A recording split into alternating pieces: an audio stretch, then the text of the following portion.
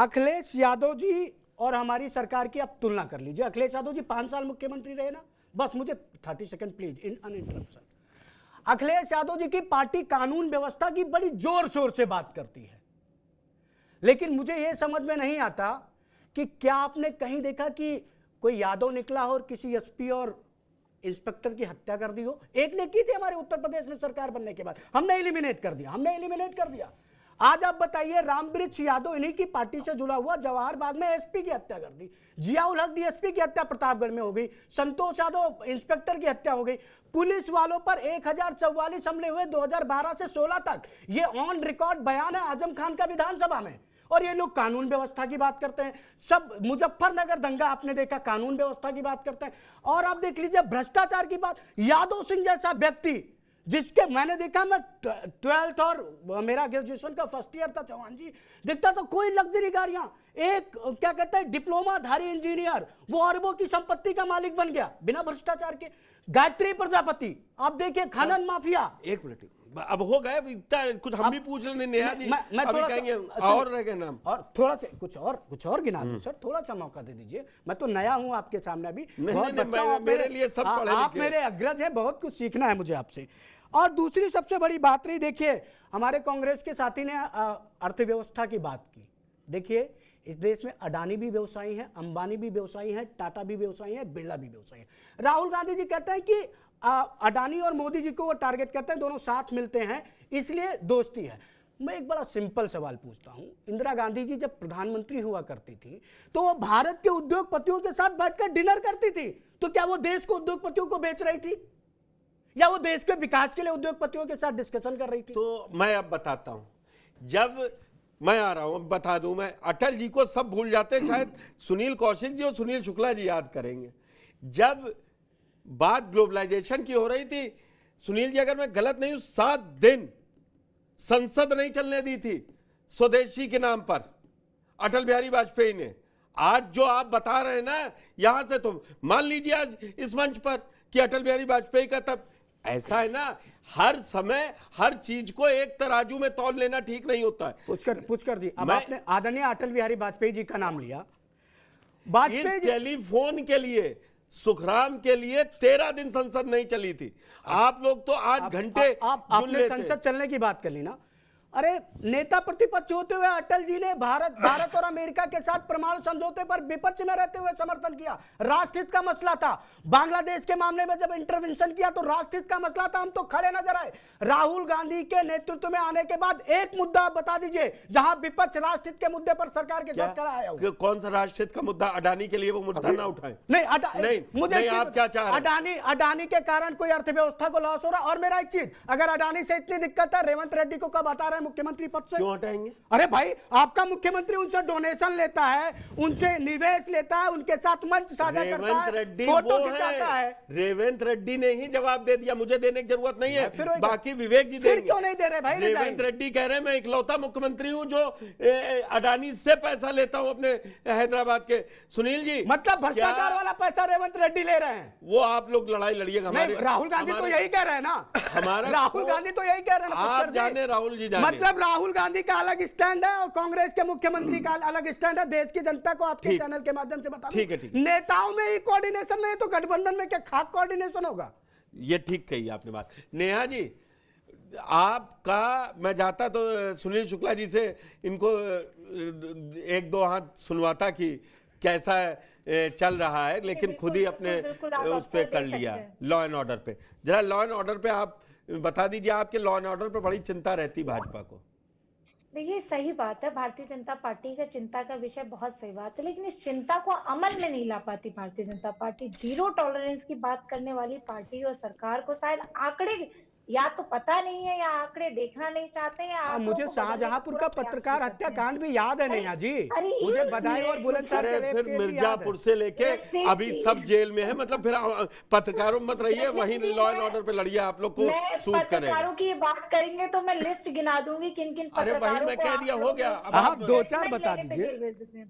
लेकिन मैं आपको शाहजहांपुर का नाम लिया। शाहजहांपुर एक ऐसा जिला है जहां आपके पूर्व केंद्रीय मंत्री चिन्मयानंद जी जब गलती कर गई है, अब उनसे हो गई गलती, हम जान रहे थे। सुनील जी भी मुकदमा वापस लेते हैं, इस पे आपको शर्म नहीं आती। बढ़िया आप मसाज मंत्री की आरती उतारिए, जो करना है करिए, लेकिन इस देश की प्रदेश की जनता और महिलाओं को तो ध्यान में रखिए। कम से कम इतनी निर्लजता तो मत रखिए। आप बात कर रहे थे गायत्री प्रजापति की। मोहित खान को कब निकालेंगी पार्टी से? मोहित खान को कब निकालेंगी पार्टी से? मोहित खान को कब निकालेंगी पार्टी से? डीएनए टेस्ट में भी रेप, गैंग रेप के डीएनए टेस्ट का भी मसला प्रूफ हो गया। अब तो आप डीएनए टेस्ट की भी मांग नहीं कर सकती। एक अदना सा पदाधिकारी तो आपसे निकाला नहीं जा रहा, एक अदना सा। और आप ओबीसी की बात करते हो, निषाद समाज की बच्ची के साथ गैंग रेप करने वाले एक मुस्लिम नेता को आप निकाल नहीं पा रही हैं, जो आपकी नगर पंचायत का नगर अध्यक्ष है, भदरसा नगर पंचायत का नगर अध्यक्ष अभी भी है। मुकदमा लिख दिया गया, डीएनए टेस्ट में भी रिपोर्ट पॉजिटिव आ गई, उसके बाद भी आपने निकाल रही हैं। धन्य है प्रभु, निकाल दिया था। धन्य, टिकट काट दिया, टिकट काट दिया, इकलौते नेता टिकट काट होंगे, दिया। इकलौते नेता होंगे जिसने कम से कम ब्रजभूषण रणजीत ने कहा कि मैंने टिकट काट दिया। पुष्कर जी प्लीज प्लीज मुझे जवाब देने दीजिए। नहीं मैं मोहित खान पे मैंने पूछ लिया, चूंकि मैं अयोध्या का हूँ तो स्थितियां जानता हूँ। मोहित खान पता नहीं बलात्कारी है वो, और अभी तो कई बलात्कारियों के नाम में गिना सकता हूँ। पुष्कर जी आप मौका देंगे तो इनका तो मैं पूरी की पूरी टेलीग्राफी बना के लाता हूँ। आपके उत्तराखंड से लेके उत्तर प्रदेश, मैडम 2012 के बाद अखिलेश यादव के नेतृत्व में आप कोई चुनाव नहीं जीती। बाप के नाम पे चुनाव लड़के मुख्यमंत्री बन गए भैया, उसके बाद सब गोल है। 17 गायब, 22 गायब, 26 में जरा सा छीटा पड़ गया तो उछल गए, ले ले ले ले ले। आप उसके बगैर करवाते हैं, पूरी की पूरी सरकार उस बेटी को मारने पे तुल जाती है। ये आपका चाल चरित्र आचार है। हाथरस की घटना आपको याद नहीं होगी। आप मुझे अरे नित्यानंद राय की जब हत्या की थी मुख्तार अंसारी ने, तो किसकी सरकार थी? अरे विधायकों तक की हत्या हो जाती थी इनकी सरकारों में। और ये लोग आके एक एक लोग लड़िए तो ठीक है, नहीं तो हम बेकार इतना बड़ा पैनल बुलाया था सबका। सुनील जी फिर कहेंगे नहीं मैं लड़ने नहीं, मैं तो तथ्य रख रहा हूँ सर। भाइयों परमिशन इनका माफी से ये है कि विनीत सिंह इनकी सरकार है कि नहीं प्रदेश के? अरे अतीक अहमद और मुख्तार अंसारी और अफजाल अंसारी को सांसद बनाने वाले लोग ये बात कर रहे हैं। अपराधियों को सांसद बनाने वाले लोग यहाँ पर आकर शुचिता की बात कर रहे हैं। अब मतलब मैं तो समझूंगा कि राजनीति से ना ही बात की जाए तो अच्छा है। ऐसे मुद्दे मत छोड़िए नेहा जी, ऐसे मुद्दे मत छेड़िए, या तो थोड़ा अपनी पार्टी का इतिहास पढ़ लीजिए। मशीन में चलाते हैं और अभी मायावती जी के साथ गेस्ट हाउस में कपड़े फाड़ने वाली पार्टी शुचिता की बात कर रही है। एक दलित नेता को बेइज्जत करने वाली पार्टी शुचिता की बात कर रही है। अरे नेहा जी, नेहा जी, ये मूर्ख मत बनाइए प्रदेश की जनता को। भाजपा की असलियत जनता के सामने आ चुकी है। इसीलिए हम 17 में भी जीते, 22 में भी जीते और 24 में भी सत्ता में है, 27 में भी आएंगे, 29 में भी आएंगे। उपचुनाव में आपका बोरिया बिस्तर बांध दिया, 2 सीटें कहीं से दे दी ताकि हार्ट अटैक ना आए समाजवादी पार्टी चुनाव में जनता देगी। आप इंतजार करिए, जनता आपको 2027 के चुनाव में जवाब देगी। यही घमंड, यही गुरूर, यही अभद्रता, यही बदतमीजी का नतीजा आपको 2024 मतलब 17 और 22 में हराकर आपके गुरूर और घमंड को तोड़ा है जनता ने। दोनों लोगों का हो गया। अब ठीक है सुनील शुक्ला जी, मैं कहता हूं अब डिबेट में मैंने पिछले 2 महीने से आप और डॉक्टर कौशिक इस बात गवाह है, ये चाहते ही बाइपोलर है कि कैप्चर टीवी से लेके ग्राउंड तक और ग्राउंड से लेके बूथ तक लड़ाई 2 में हो, तभी फैसला असली आएगा। क्योंकि 7 साल में ऐसा थोड़ी ना कि भाजपा से कोई गलतियां ही नहीं हुई। शुक्ला जी नहीं मानेंगे? नहीं, अरे शुक्ला जी कैसे नहीं मानेंगे? अच्छा, कौशिक जी ये बात नहीं मानेंगे। शुक्ला जी तो अभी गिना देंगे, कौशिक जी नहीं मानेंगे कि बीजेपी से कोई गलती। एक तरफा गिनाएंगे, देखिएगा अभी आप।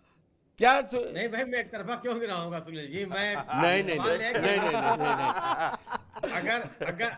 अगर बनारस में आईआईटी की लड़की के साथ बलात्कार नहीं हुआ तो हम नहीं गिनाएंगे। यस, आरोपियों को आप चुनाव वो रत्नेश जी को याद नहीं रहता, पास कर। अरे आप लिस्ट देखिए ना, आप शुक्ला जी गिनाएंगे क्रमबद्ध तरीके से और फिर लास्ट में कोई गिना रही ना, आप हमें गिनवाएंगे 12 से 17 के। नहीं, मैं कोई नहीं गिना रहा हूँ। मैं केवल एक केवल मैंने उदाहरण दिया आपको। और शुक्ला जी की लिस्ट में मोहित खान का भी नाम नहीं आएगा। ये अभी अब देखिए। मोहित खान पर सरकार कहां तक पहुंची है, हमारा रिपोर्ट छोड़िए, है। इसे इतना परेशान ना हुए मोहित खान पर। अब क्यों सवाल नहीं शांत है? अब कोई बीजेपी वाला नहीं बोल रहा है। हम और- कम से कम लॉ एंड ऑर्डर पे हम नंबर लेके बैठते हैं। हाँ जी, पुष्कर जी, और रही बात पार्टी से निकालने की, तो कुलदीप सिंह सेंगर को कब पार्टी से निकाला गया? अरे कहा सुनील जी, हम आप और कौशिक जी इन मद्दों इसलिए पे उस- जाएंगे उस- तो उस बहस में नहीं पढ़ना चाहता। हाँ। भारतीय जनता पार्टी की समस्या यह है कि भारतीय जनता पार्टी विपक्षी दलों को एक होने नहीं देना चाहती। अगर विपक्ष एक साथ लड़ेगा तो भारतीय जनता पार्टी लड़ नहीं सकती है, उसके पास इतनी क्षमता नहीं है। अलग अलग लड़ने के लिए ही वो मजबूर करती रहेगी। इसीलिए भारतीय जनता पार्टी ने पूरी ताकत लगाएगी विपक्षी एकता न होने पर, और हर दल में कुछ न कुछ दबाव बनाते रहे कि हेमंत सोरेन की गिरफ्तारी आप देखिए, हेमंत सोरेन पर क्या दबाव था? क्या आप इंडिया दल समूह से अलग हो जाइए? उसमें तो कोर्ट ने जो आदेश दिया ना, वो सुनना और समझना चाहिए गिरफ्तार करने वाली जी, एजेंसियों को। वही मैं कर रहा हूं। उसके बाद भी किसी को शर्म नहीं आती ना। तो सवाल इस बात का कि विपक्षी दलों की एकता जो है वो बीजेपी के लिए घातक है। कहीं जिस किसी भी राज्य में विपक्षी दलों ने एक लड़के चुनाव लड़ा, वह भारतीय जनता पार्टी के लिए चुनौती होगी। निश्चित रूप से 2014 से लेकर के लगातार भारतीय जनता पार्टी चुनाव जीत रही है उत्तर प्रदेश में, इसमें कोई दो राय नहीं है। लेकिन यही भारतीय जनता पार्टी है जिसको 1996 तक किसी ने नहीं पूछा, इसी राज्य में नहीं पूरे देश से किसी को नहीं। हर राजनीतिक दल का एक समय होता है, और आज भारतीय जनता पार्टी लोकप्रियता के चरम पर है। लेकिन इसी उत्तर प्रदेश में 2024 के लोकसभा के चुनाव में वो दूसरे नंबर की पार्टी हो गई। सम्मानित प्रधान जी जहां 10 लाख से जीतने वाले थे, 1.5 लाख पर सिमट गए। तमाम मंत्री चुनाव हार गए। ये सवाल ही नहीं, जीत बिल्कुल जन समर्थन बीजेपी को मिला, बीजेपी जीत रही है। लेकिन अगर ये एकता रहेगी, अगर जो ये नैरेटिव यही है कि भारतीय इंडिया दल समूह में बिखरा हो रहा है, ये बीजेपी का नैरेटिव। सवाल यह कि अगर जिस किसी भी राज्य में, हरियाणा की बात बार बार की जाती है, हरियाणा में पुष्कर जी राजनीतिक दलों की ताकत केवल सत्ता में आने और न आने से नहीं निकाला जाना चाहिए। हरियाणा में कांग्रेस और बीजेपी में माने 1% भी वोट का अंतर नहीं है। अरे वो तो पॉइंट कुछ कांग्रेस का परसेंट 11% वोट पड़ा। वो नहीं, नगर जो नहीं, जीता, सेहरा हाँ, जिसके और बंधा, पिछले- वो तय किया जाएगा। नहीं, पिछले 2019 के चुनाव में 11% बढ़ा, और भारतीय जनता पार्टी का 2014 की तुलना में 18% घटा। मैं उन सब आंकड़ों में सभी आंकड़े आपके मुझे पास हैं। लगता है कि पढ़ना पड़ेगा, नहीं तो आप जैसे लोग उन्हीं आंकड़ों में नहीं फंसना ना। सीटें 48 और 35 रह गई, 46 और 48 हैं, 48 पर। सवाल केवल यही है कि केवल इसलिए ऐसा था, ठीक है, सत्ता बीजेपी को सत्ता मिली हरियाणा में। अब तो सवाल पैदा होने लगे कि ये चुनाव हो कैसे रहे, इसका जवाब तो कोई देता नहीं है। अडानी सवाल इस बात का है कि अगर हमने नहीं करा, अरविंद केजरीवाल ने आरोप लगाए, विधानसभाओं के नाम गिना दिए कि इतने 1000, 10,000, 8,000, 7,000 वोटों को मतदाताओं के नाम हटाने के लिए भारतीय जनता पार्टी ने आवेदन दिया। एक व्यक्ति के हस्ताक्षर से आवेदन दिए गए, कुछ नंबरों के टेलीफोन नंबर से आवेदन दिए गए, बीजेपी खंडन करते कि हम नहीं है। अगर सवाल इस बात का है, अगर ये सवाल पैदा हो रहा है महाराष्ट्र के चुनाव में कि फॉर्म 17C जो जारी किया गया, मतगणना के बाद फॉर्म 28 क्यों नहीं जारी किया गया, ये सवाल मेरा नहीं है, ये विपक्षी दलों का सवाल है। उसी